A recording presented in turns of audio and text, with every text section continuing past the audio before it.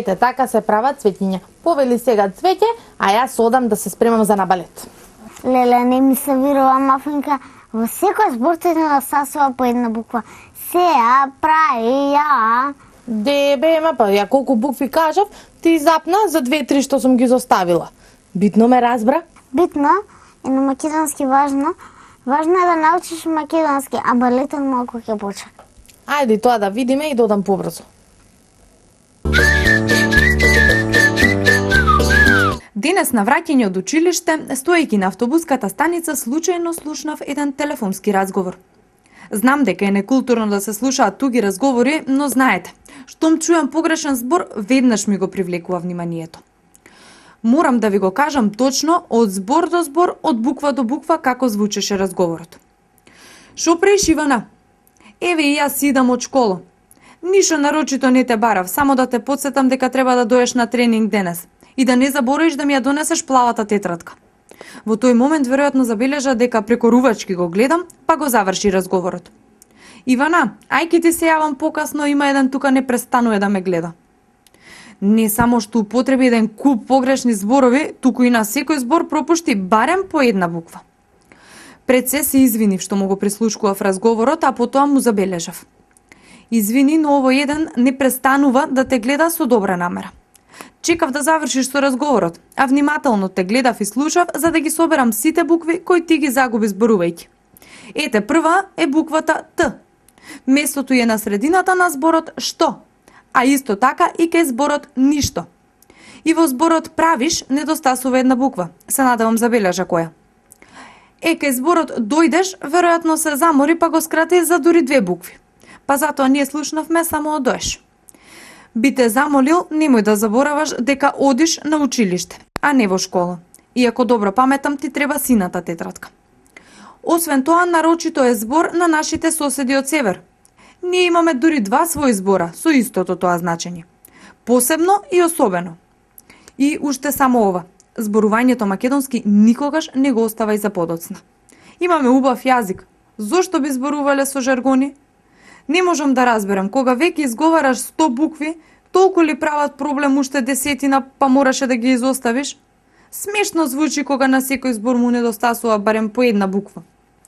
Ми прости за тоа што некултурно му го слушав разговорот, но особено ми израдува неговото ветување дека од сега ќе внимава повеќе.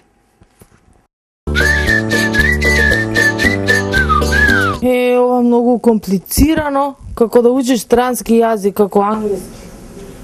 Англиски тек сега ќе учиш. Дали научи да броиш до 10 и животните? Ги научи? 1, 2, 3, 4, 5, 6, 7, 8, 9, 10 monkeys. Like? Може делува малку нестрплива, ама мислам дека веќе е конечно време да одам на балет. Да спремни се да одиме.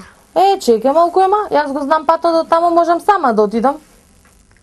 А знаеш ли да ја поминаш улицата? Јас научив македонски и англиски и не па на улицата поминам. Ајде да видиме. Ајде.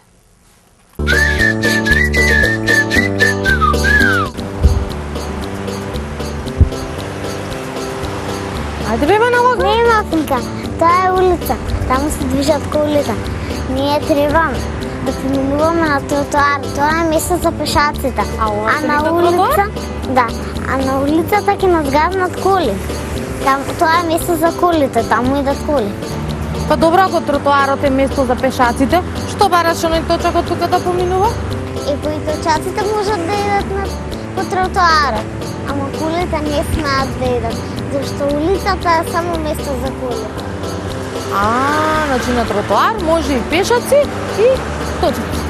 Да, а колите смеат само на улица. Добро.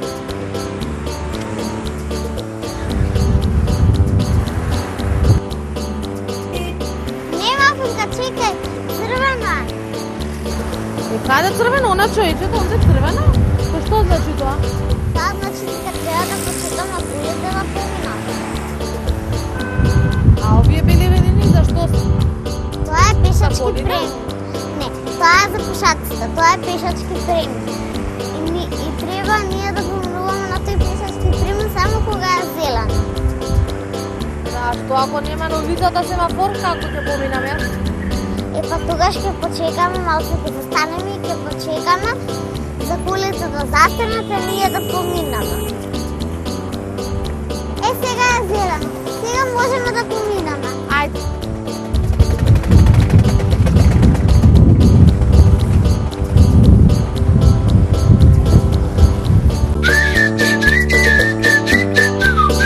Правило на културата на сообраќајот гласи: мисли на себе и на другите.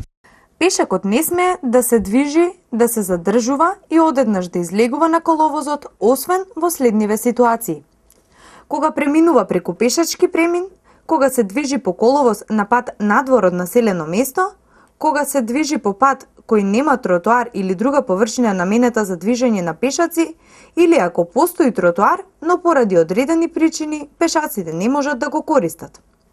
Доколку се движиш по коловоз на пат надвор од населено место или на пат кој нема тротоар или друга површина наменета за движење на пешаци, мора да се движиш што поблиску до левиот трап на коловозот, во обратна насока од движењето на возилата, на начин на кој нема да го попречуваш сообраќајот. По десниот трап на коловозот можеш да се движиш само кога така е за тебе побезбедно. Например, кога има непрегледна кривина, одрон или нешто слично. Кога има тротоар или друга површина наменета за движење на пешаци, задолжително движи се по нив. Поради одбегнување на некои препреки на тротоарот, понекогаш си приморан да се движиш по коловозот.